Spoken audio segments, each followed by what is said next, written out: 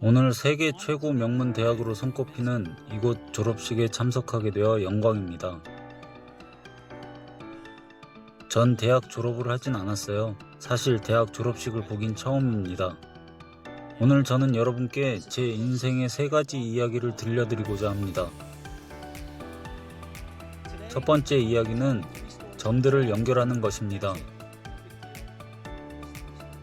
저는 리드 칼리지를 6개월 다니고 자퇴했지만 도광하며 18개월 동안 학교에 머물다 그만두게 되었습니다. 자퇴한 이유가 뭐냐고요? 이건 제가 태어나기 전부터 시작되었습니다. 제 어머니는 대학을 갓 졸업한 어린 미혼모였고 그래서 저를 입양시키기로 결정했습니다. 어머니는 제가 대학 졸업생에게 입양되기를 희망했기에 제가 태어났을 땐 변호사 가정에 입양될 수 있도록 모든 준비가 되어 있었습니다. 하지만 제가 태어나자 그 부부는 여자아이를 원한다고 했습니다. 그래서 입양대기자 명단에 있던 제 부모님은 한밤중에 갑작스레 남자아이가 생겼는데 의향 있으신가요? 라는 전화를 받게 되셨고 부모님은 물론이요 라고 말했어요. 친어머니는 나중에 어머니가 대학 졸업자가 아니고 아버지가 고등학교를 졸업하지 못했다는 사실을 알게 되시고 최종 입양 서류에 서명하기를 거부하셨습니다. 몇 개월이 지나서 부모님께서 저를 언젠가는 대학에 보내겠다고 약속했을 때 친어머니는 동의하셨습니다. 그리고 17년 후에 저는 대학에 갔습니다. 하지만 저는 순진하게 스탠포드만큼 비싼 대학을 선택했고 노동자 계급이셨던 부모님께서 모으신 저축은 모두 제 대학 등록금으로 사용되었습니다. 6개월이 지났지만 저는 그만한 돈을 투자할 가치를 느끼지 못했습니다. 내가 무엇을 하고 싶은지 전혀 몰랐고 대학에서 이 의문을 어떻게 해결할 수 있을지 몰랐습니다. 지금껏 부모님께서 모은 돈이 대학에 들어가고 있었습니다. 결국 저는 자퇴를 결심했고 모든 일이 잘 될 것이라고 스스로 위로했습니다. 당시에는 많이 두려웠지만 돌이켜보면 최고의 결정이었습니다. 자퇴 후에 저는 흥미없는 필수 과목 수업을 멈추고 흥미로워 보이는 수업에 들어가기 시작했습니다. 모든 게 낭만적이진 않았어요. 기숙사 방이 없었기 때문에 친구들 집 방바닥에서 자고 콜라병을 돌려주고 5센트를 받았습니다. 괜찮은 한 끼를 먹으려고 일요일 밤마다 11km가 넘는 마을을 지나 하레 크리슈나 사원에 갔었습니다. 정말 좋았습니다. 그리고 제 호기심과 직관에 따라 했던 일 가운데 많은 것들이 나중에는 값진 경험으로 드러났습니다. 한 가지 예를 들어보겠습니다. 그 당시 리드 칼리지는 미국에서 최고의 서예 교육을 자랑했습니다. 캠퍼스 도처의 모든 포스터, 각 서랍의 상표란 상표는 모두 아름다운 손글씨로 그려졌습니다. 자퇴 후 정규 수업을 들을 필요가 없었기 때문에 서예 수업을 들어보고 싶었습니다. 저는 바탕체와 고딕체를 배웠고 다양한 문자를 조합하고 여백의 폭을 다양하게 하는 것과 위대한 활판수를 배웠습니다. 서예는 과학이 포착하지 못하는 아름다움과 역사성을 지녔고 예술적인 절묘함으로 저를 매혹시켰습니다. 이 가운데 한 가지라도 제가 응용할 수 있으리라고는 생각지도 못했습니다. 하지만 10년 후 매킨토시 컴퓨터를 처음 디자인하던 당시 모든 기억이 떠오르게 되었습니다. 그리고 이 모든 것을 매킨토시에 응용했습니다. 아름다운 활판수를 활용한 최초의 컴퓨터였습니다. 만약 대학에서 그 강좌에 들어가지 않았더라면 맥은 다양한 활자체나 비례적으로 간격을 둔 글꼴을 갖지 못했습니다. 더구나 윈도우가 맥을 베낀 걸 보면 어떤 개인용 컴퓨터도 우리 활자를 갖지 못했으리라 생각합니다. 만약 제가 자퇴하지 않았다면 서예 수업에 들어가지 않았을 테고 개인용 컴퓨터는 지금처럼 훌륭한 활자를 갖지 못했을 겁니다. 물론 대학에 다닐 때는 앞을 보며 점을 연결하는 것이 불가능했지만 10년이 지난 지금 돌아보면 매우 분명합니다. 다시 말하자면 미래를 보며 점을 연결할 수는 없습니다. 돌아보며 연결할 수밖에 없죠. 그러니 어떻게든 그 점들이 연결될 거라고 믿어야 합니다. 여러분은 무언가를 믿어야 합니다. 직감, 운명, 삶, 인연 같은 것들이요. 이런 것들은 저를 실망시킨 적이 없고 제 인생을 완전히 바꿔놓았습니다. 두 번째 이야기는 사랑과 상실에 대한 것입니다. 운 좋게도 저는 젊었을 때 제가 하고 싶었던 일을 찾았습니다.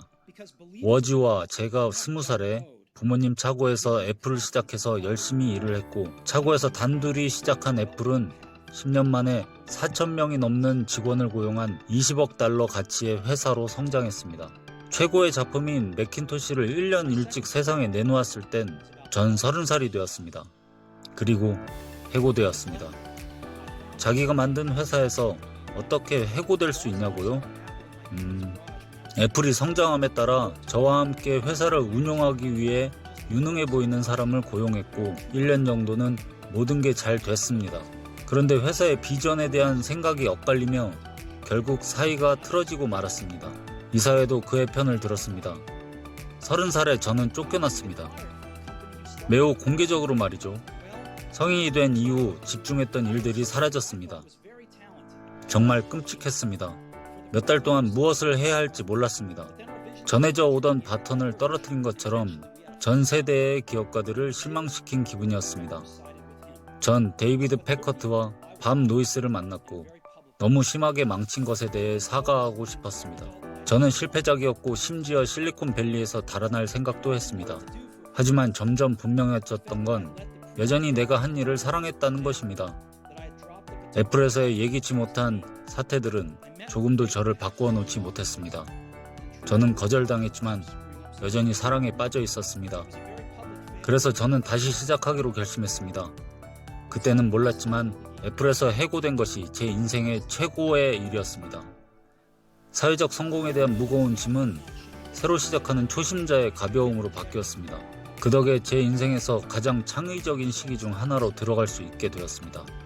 그 후 5년간 저는 넥스트라는 회사와 픽사라는 회사를 창업했고 저의 아내가 될 멋진 여성과 사랑에 빠졌습니다. 픽사는 세계 최초 컴퓨터 애니메이션 영화인 토이스토리를 만들었고 지금은 세계에서 가장 성공적인 애니메이션 스튜디오입니다. 이러한 전환기에 애플은 넥스트를 인수했고 저는 애플로 돌아왔으며 넥스트에서 개발한 기술은 현재 애플의 중심이 되었습니다. 그리고 로렌과 저는 행복한 가정을 이뤘습니다. 제가 애플에서 해고되지 않았다면 이런 일들이 일어날 수 있었을까요? 쓰디 쓴 약이지만 환자에게는 꼭 필요했다고 봅니다. 인생은 불현듯이 여러분의 머리를 때립니다. 신념을 잃지 마세요. 저는 제가 했던 일들을 사랑하지 않았다면 계속 나아갈 수 없었다고 생각합니다. 정말로 좋아하는 일을 찾으세요. 그것이 여러분의 연인에게 대하는 것처럼 당신의 일에 대해서도 진실한 것입니다. 여러분의 일이 인생에서 큰 부분을 차지할 때가 오는데 그때 만족할 수 있는 방법은 위대한 일이라고 믿는 일을 하는 것입니다. 그리고 위대한 일을 하는 유일한 방법은 당신이 하는 일을 사랑하는 것입니다. 아직 찾지 못했다면 계속 찾으세요. 타협하지 마세요. 마음에 관한 일이 그렇듯 찾게 되면 알게 될 것입니다. 그리고 좋은 관계가 그렇듯 세월이 흘러갈수록 점점 더 좋아집니다. 그러니 찾을 때까지 계속 노력하세요. 타협하지 마세요. 세 번째 이야기는 죽음에 관한 것입니다. 제가 17살이었을 때 하루를 살아도 마지막인 듯 살아라. 언젠가는 그 길이 옳았음이 드러나리라 라는 구절을 읽고 그 후로 3년 동안 매일 아침 거울을 보며 스스로에게 묻습니다. 오늘이 내 인생의 마지막 날이라면 오늘 하려고 한 것을 하고 싶을까? 그리고 아니오라는 답이 많아질수록 저는 변화가 필요함을 알게 되었습니다. 곧 죽을 몸이라는 생각은 중요한 선택을 할 때 가장 중요한 도구였습니다. 왜냐하면 모든 외부의 기대나 자부심, 모든 당황이나 실패에 대한 두려움들은 죽음 앞에서 사라지고 진정으로 중요한 것만 남게 되기 때문입니다. 당신이 죽으리라는 것을 기억하는 것은 잃을 것이 있다는 생각을 가장 확실하게 피할 수 있습니다. 여러분은 이미 벌거숭이입니다. 마음을 따르지 않을 이유가 무엇입니까? 약 1년 전 저는 암 진단을 받았습니다. 아침 7시 30분에 정밀 검사를 받고 나서 췌장에 종양이 있는 게 분명히 보였습니다. 췌장이 무엇인지도 몰랐는데 말이죠. 의사들은 제게 거의 치료가 불가능하다고 하며 제가 3개월에서 6개월밖에 살지 못한다고 말했습니다. 의사는 집에 가서 주변 정리를 하라고 했는데 이는 죽음을 준비하라는 의사들의 암호였죠. 그건 앞으로 10년 동안 아이들에게 할 이야기를 단 몇 개월 안에 다 이야기하라는 것이었습니다. 여러분의 가족들이 가능한 편하게 신변 정리를 확실히 해두라는 뜻입니다. 작별 인사를 하란 말이죠. 저는 하루 종일 각종 진단을 받았습니다. 그날 저녁 늦게 저는 조직 검사를 받았습니다. 목구멍에 내시경을 집어넣어 위와 창자 속으로 들어가면 췌장에 바늘을 꽂아 종양에서 약간의 세포를 추출하는 방식입니다. 저는 마취 상태였는데 거기 있던 아내가 말하길 현미경으로 세포를 보았을 때 수술로 치료가 가능한 매우 희귀한 형태의 췌장암으로 판명되어 의사들이 기뻐 소리쳤다고 했습니다. 저는 수술을 받았고 이제는 건강합니다. 이것이 제가 죽음에 가장 가까이 직면한 것이었고 앞으로도 몇십 년 동안에는 가까이 가지 않았으면 합니다. 이런 경험으로 죽음이 유용하지만 순전히 지적인 개념일 때보다 더 확신을 가지고 말씀드릴 수 있습니다. 누구도 죽기를 바라지 않습니다. 천국에 가고 싶은 사람도 거길 가려고 죽고 싶어 하진 않습니다. 하지만 죽음은 우리 모두가 가야 하는 목적지입니다. 누구도 피할 순 없어요. 이건 당연한 것입니다. 죽음은 최고의 발명품일 가능성이 높기 때문입니다. 죽음은 삶을 바꾸는 요인입니다. 낡은 것을 없애고 새로운 길을 열어줍니다. 그러므로 새로운 것이 여러분이지만 여러분은 점차 낡은 것이 되고 지워질 것입니다. 너무 극단적이라면 죄송하지만 그것은 사실입니다. 여러분의 시간은 한정되어 있습니다. 다른 사람의 삶을 사는데 시간을 낭비하지 마세요. 타인의 생각에 빠져 사는 삶을 살지 마세요. 다른 사람의 의견으로 인해 여러분의 내면의 목소리를 잠재우지 않도록 하세요. 그리고 가장 중요한 것은 용기를 갖고 마음과 직관을 따르는 것입니다. 우리의 마음은 진정으로 무엇이 되고 싶은지 이미 알고 있습니다. 다른 것들은 모두 부차적인 것입니다. 제가 어렸을 때 전 세계 편람이라는 놀라운 간행물이 있었는데 제 세대에겐 바이블 같은 존재였습니다. 여기서 멀지 않은 맨로 파크에 사는 스튜어트 브랜드라는 사람이 만들었는데 시적인 필치로 생명을 불어넣었습니다. 이때는 개인용 컴퓨터와 데스크탑 출판이 도입되기 전인 1960년대 후반이라 타자기, 가위, 폴라로이드 카메라를 이용해서 만들었습니다. 구글의 문고본과 같은 형태였습니다. 이상적이었고 훌륭한 생각들이 넘쳤습니다. 스튜어트와 편집진들은 전 세계 편람을 몇 차례 출판했고 책의 운이 닿을 때쯤 마지막 발간을 했습니다. 그때가 1970년대 중반이었고 제가 여러분의 나이였을 때였죠. 마지막 호 뒤 표지엔 아침 시골길을 찍은 사진이 있었는데 모험심에 가득 차 여행을 떠나는 어느 날 히치하이킹을 하다 만났을 법한 길이었습니다. 그 밑에는 계속 갈증을 느끼세요. 계속 바보로 남으세요 라고 씌워져 있었습니다. 그것은 그들의 마지막 인사였습니다. 계속 갈증을 느끼세요.